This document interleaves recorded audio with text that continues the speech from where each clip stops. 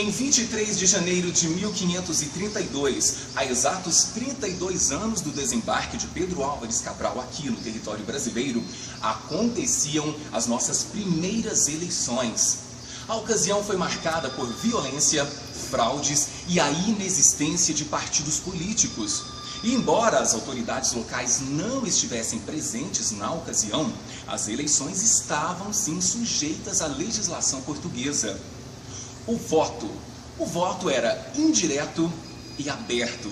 E diferente dos dias atuais, não expressava cidadania, e sim um povo oprimido, a obediência de um povo oprimido pelos detentores do poder. Hoje, nos dias atuais, de acordo com o artigo 60, no parágrafo 4º da Constituição Federal da República Brasileira de 88, o voto é direto, secreto, periódico e universal. Mas a pergunta é, quem é obrigado ou não a votar? Nós estamos diante, então, da teoria do sufrágio como direito e como função. Como direito, as pessoas que não são obrigadas a votar. É o voto facultativo para as pessoas com idade entre 16 e 18 anos, na verdade, até os 18, porque as crianças também não votam. Mas os adolescentes entre 16 e 18 votam se quiserem.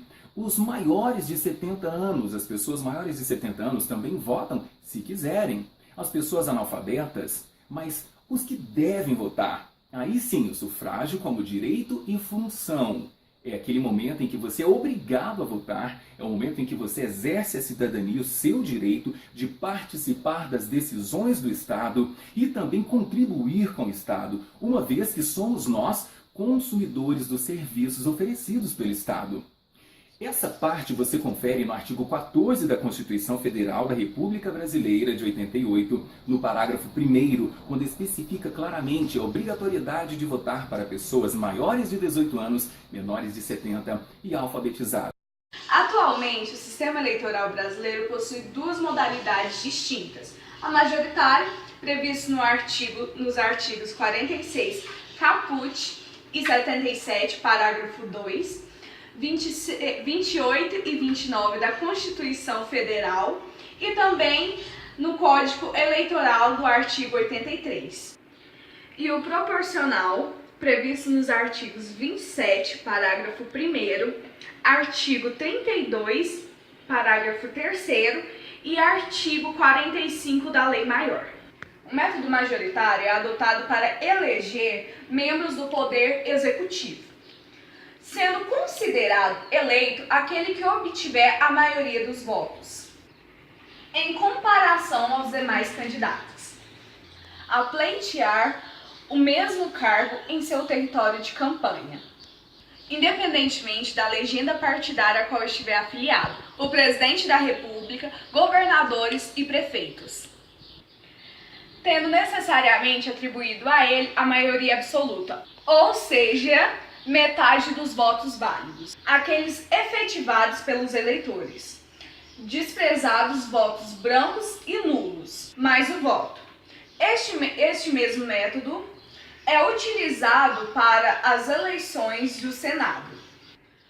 O método proporcional, utilizado para eleger candidatos ao poder legislativo, deputados federais, estaduais, distritais e vereadores. Ele acontece no Brasil em forma de lista aberta, permitindo aos eleitores escolherem de forma direta os seus candidatos. Por falar nisso, deputados no Brasil são eleitos indiretamente? Por serem eleitos através do sistema proporcional, existe possibilidade de um candidato com poucos votos ser eleito, enquanto o outro candidato com muitos votos não ser eleito. Mas como assim? Bom, vamos lá. Ao votarmos em candidatos a deputados, os eleitos não serão necessariamente os que têm mais votos, já que a definição dos vencedores passa pelo cálculo de dois números, o quociente eleitoral e o quociente partidário. O quociente eleitoral consiste num resultado da divisão do total de votos válidos pelo número de vagas eletivas, ou seja, é a quantidade de votos que cada partido ou coligação precisaria para eleger um deputado.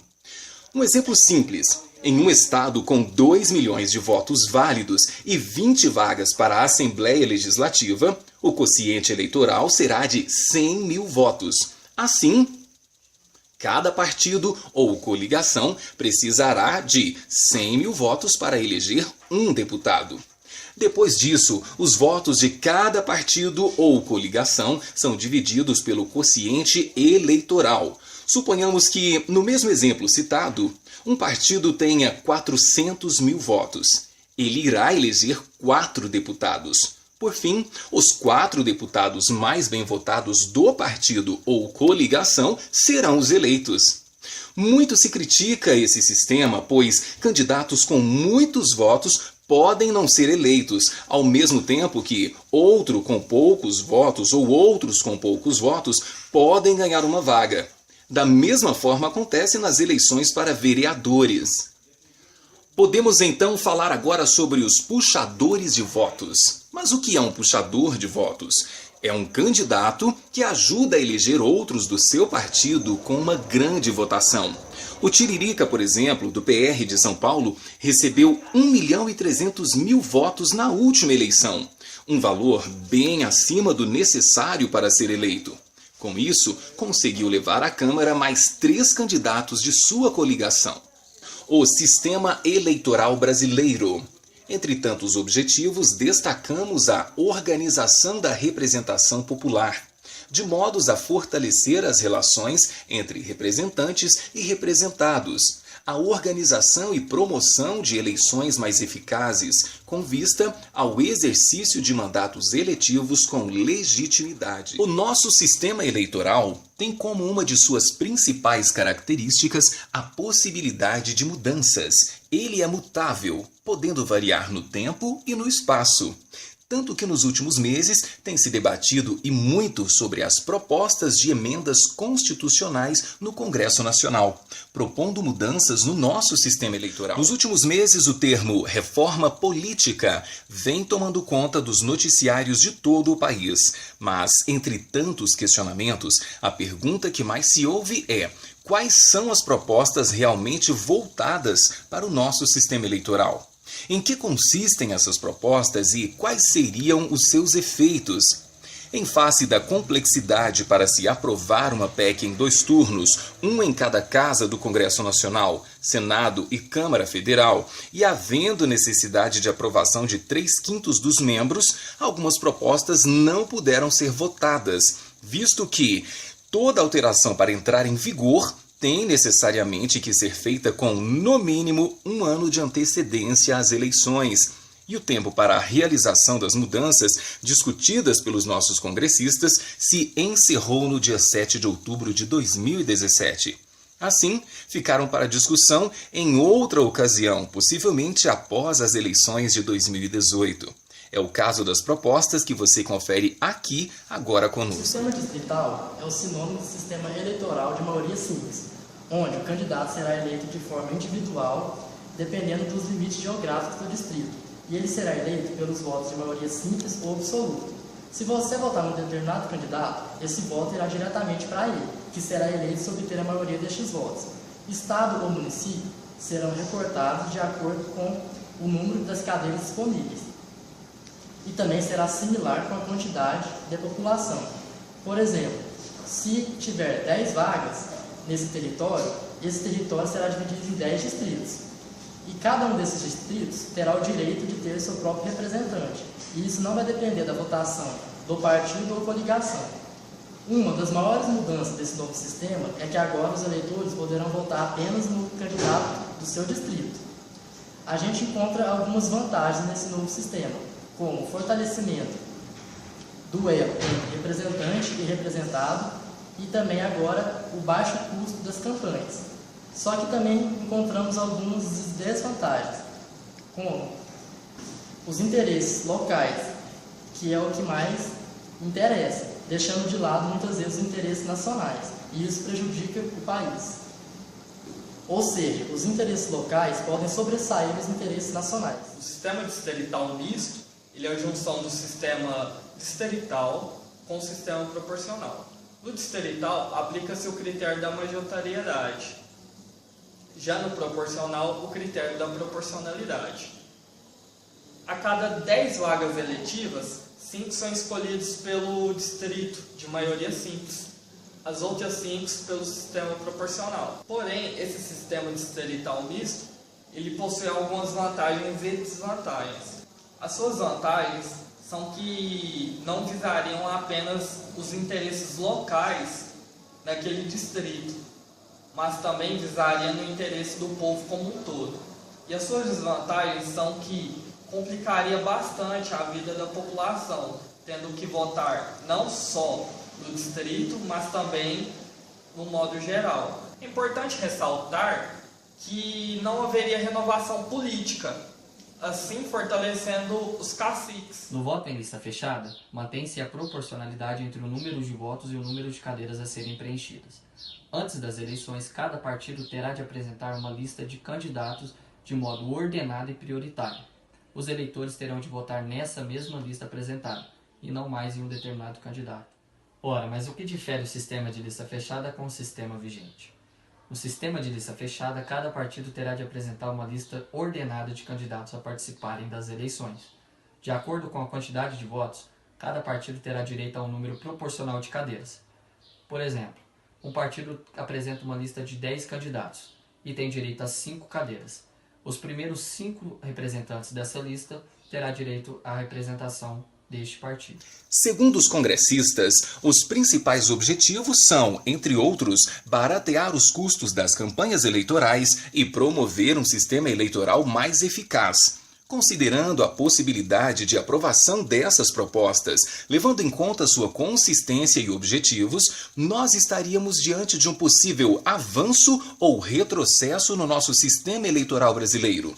Quem responde a essa pergunta são os nossos convidados. Olá, inicialmente eu quero agradecer a oportunidade de poder participar desse trabalho aqui no curso de vocês.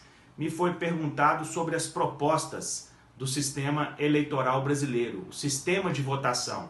A votação por meio do sistema do voto distrital, o distrital misto, o distritão e também o sistema de lista fechada. Compete-nos informar que essas propostas já estão superadas, haja vista que elas já foram discutidas e votadas no Congresso Nacional e não foram aprovadas. Foram discutidas agora há 2 meses atrás. Mas, dizendo um pouco sobre essas propostas, o voto distrital. Eu acredito que o Brasil ainda precisa se educar mais politicamente para que tenhamos um sistema como esse. O voto distritão, esse eu não concordo porque ele favoreceria aqueles políticos que têm mandato, né? Aqueles que seriam eleitos os mais votados. Então, novas pessoas, novas ideias para ingressarem na política teriam dificuldade. O lista fechada não há nem que se discutir, porque isso aí é para eleger cacique de partidos políticos, aqueles que mandam nos partidos políticos em que os caciques escolheriam quem estivesse no topo da lista e o eleitor e a eleitora votaria no partido. Qualquer variante do voto distrital é um retrocesso, porque o sistema eleitoral proporcional, ele garante que na exata proporção em que as várias concepções político-partidárias existem na sociedade, cada uma delas tenha representação no parlamento.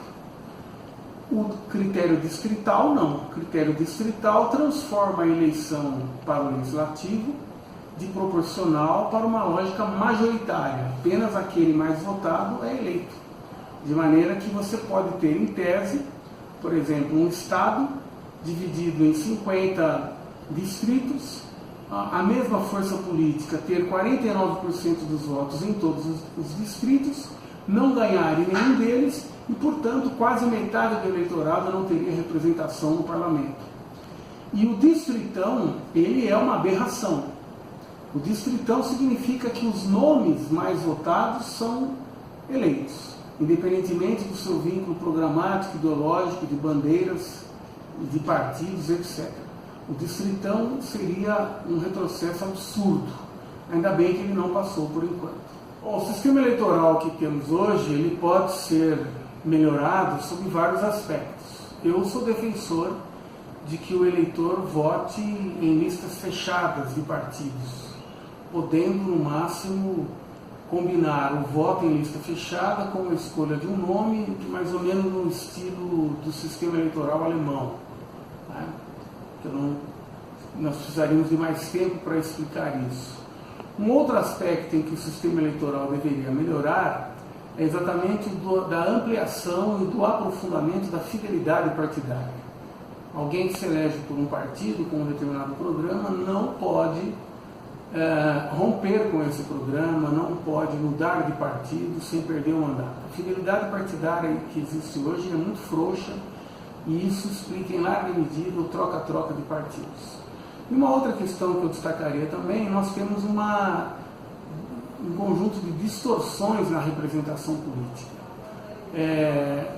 Pela Constituição, cada Estado tem um mínimo e um máximo de parlamentares na Câmara dos Deputados. E isso faz com que estados sejam sobre-representados, ao passo que outros são sub-representados. Em termos de sistema eleitoral, eu diria que essas são as três principais mudanças que deveríamos ter.